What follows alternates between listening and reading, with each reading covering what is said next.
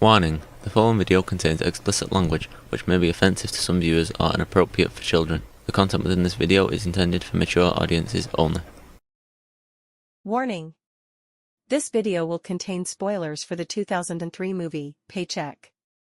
This video may also include discussions and/or images of violence, sexual situations, and drug use. Viewing beyond this point is a choice you have made, and you take responsibility for that choice. Thank you, and please have a nice day.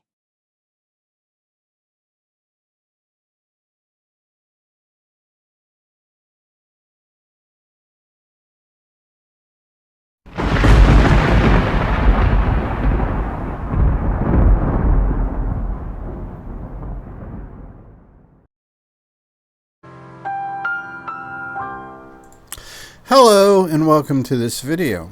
I hope everyone is doing well.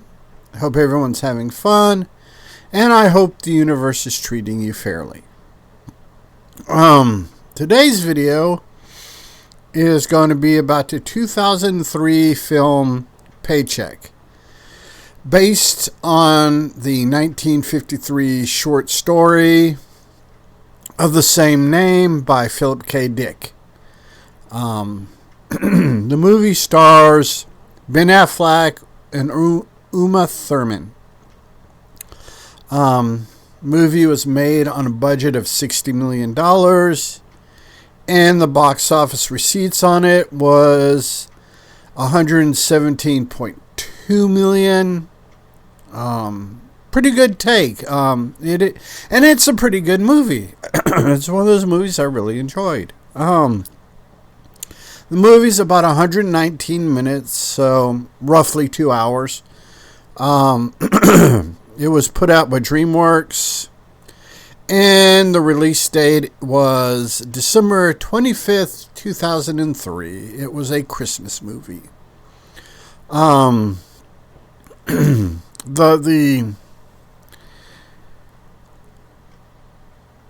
premise of the story is it's near future.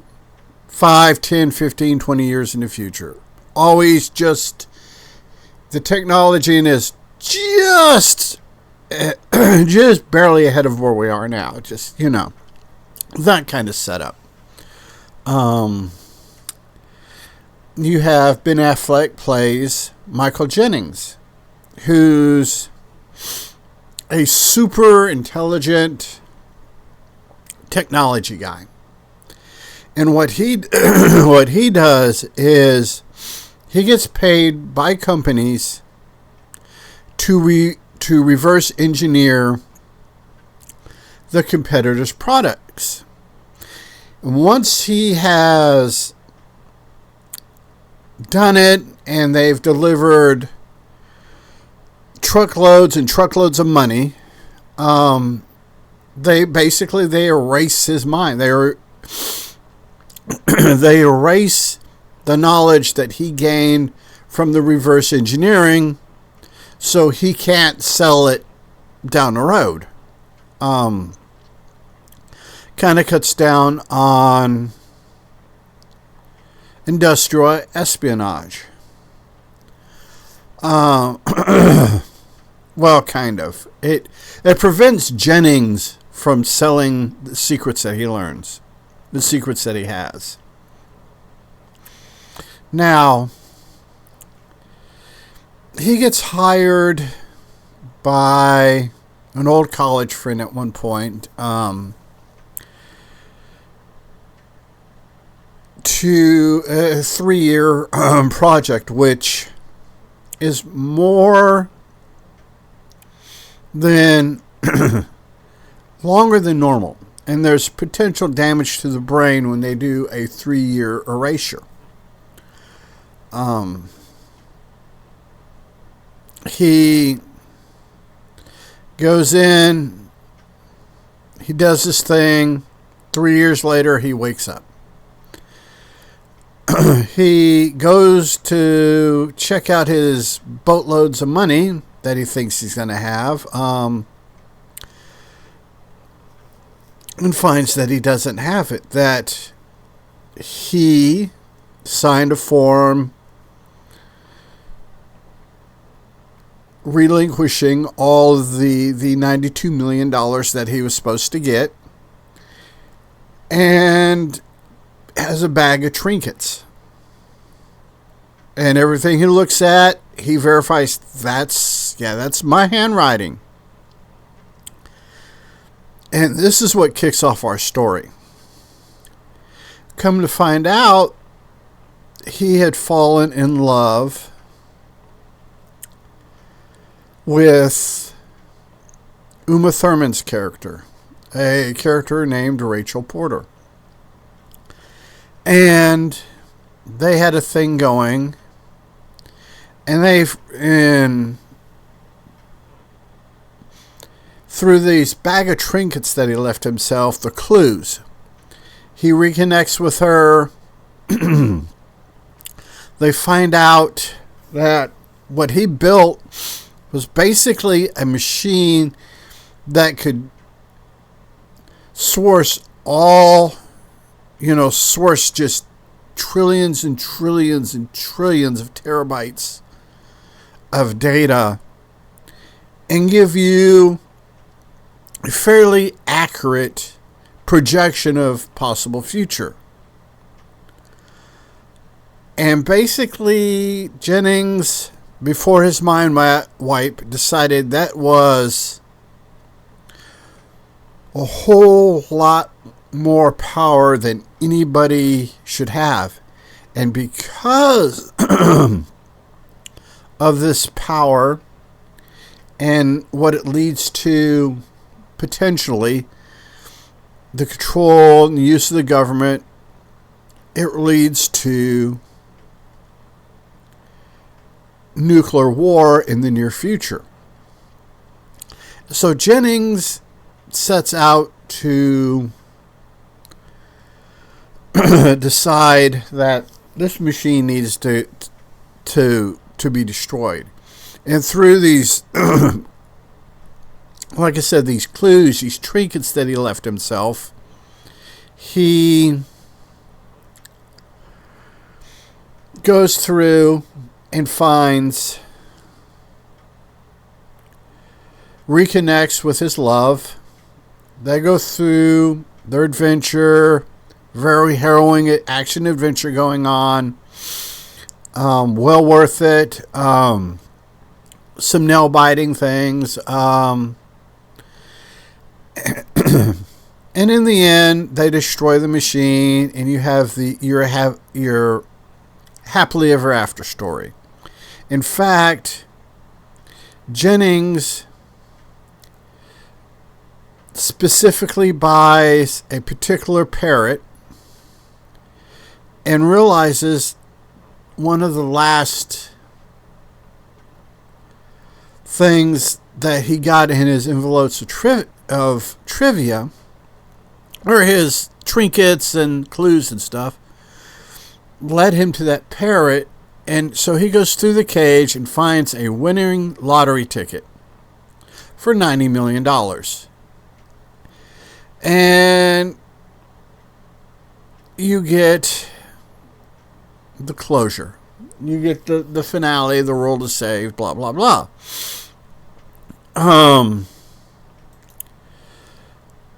The movie also stars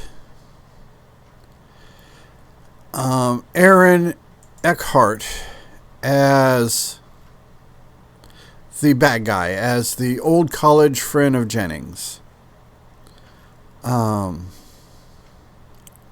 He was also, later on, in 2008, he was cast as Harvey Dent in the Christopher Nolan Dark Knight trilogy, and played Two-Face as well. And this is the very first time that I remember seeing Aaron Eckhart. His character, and I remember when the Nolan Batman movies came out, he looked familiar, but I couldn't place it. Then one day I sat down, I said, I haven't watched Paycheck in a while. And when I was watching, and his character is introduced, I was doing, the meme, the Leonardo DiCaprio meme of him pointing. I was like, there. I was doing that meme. And the movie touches on things like the role of technology, how knowing the future can change the future,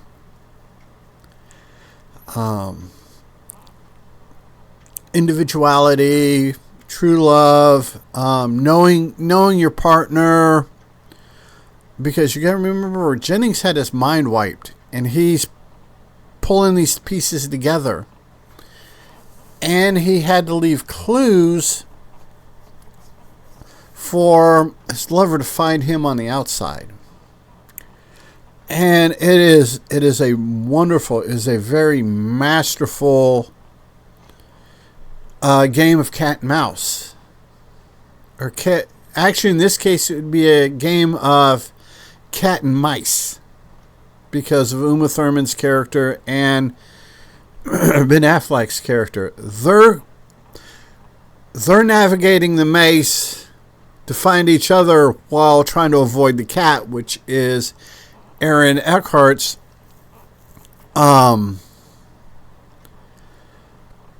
character in Corporation, trying to stop them, trying to keep them apart, trying to keep the machine from being destroyed. But it isn't till the very end that Eckhart realizes what he's doing. All he knows is the Jennings character is doing some batshit crazy stuff, and it piques his interest.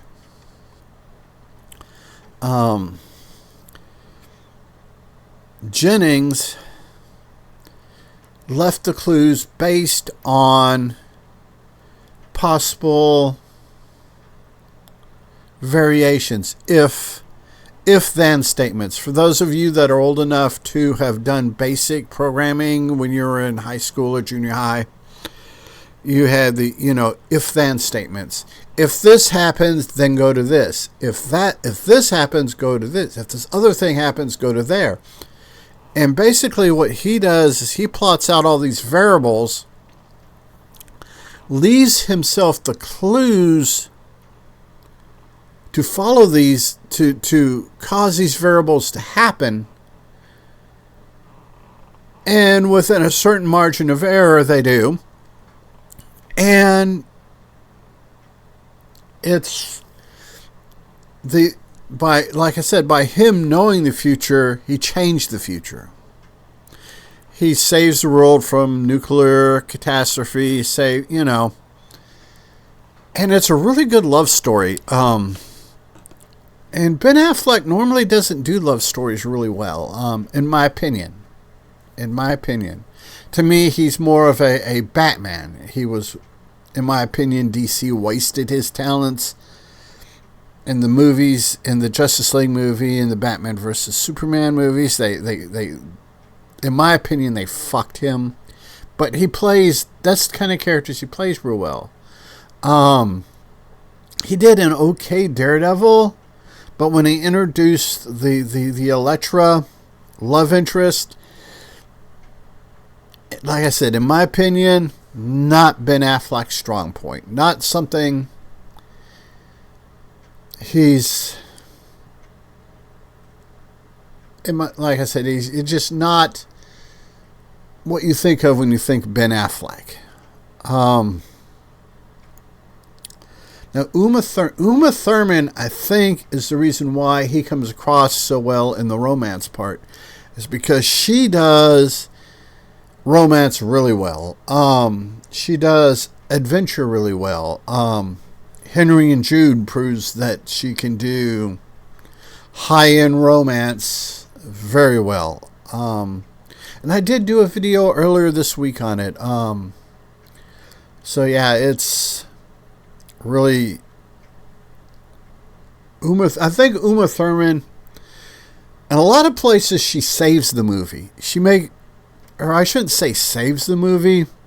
She keeps the movie. She elevates the movie, I should say. I think saying that she elevates the movie is a lot better, because there are aspects of this movie that she is really, really strong, really good at doing.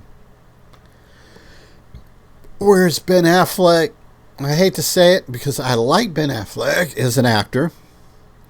There are very few things that Ben Affleck has done that I don't care for, but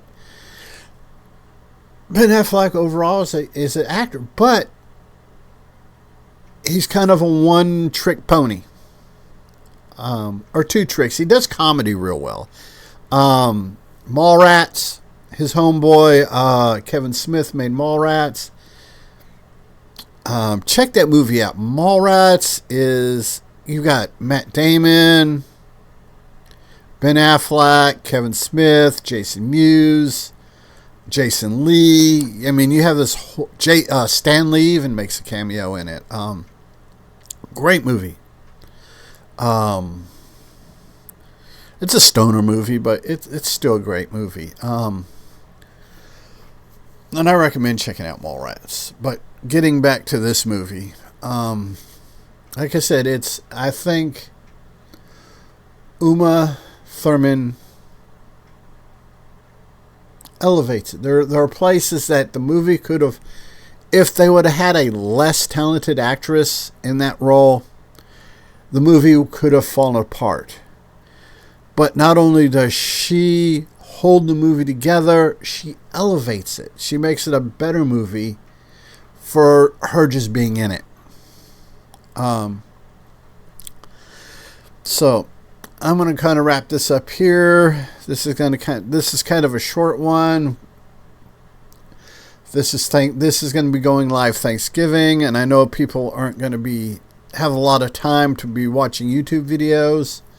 So I hope you can catch this after Thanksgiving, and happy Thanksgiving to everybody out there that celebrates it. And if you don't celebrate Thanksgiving, well, it's still November 28th in the horrid year of our Lord 2024. And sorry, but I can't change that. Wished I could, but I can't. So remember to be a good human. Be good to other humans. Peace.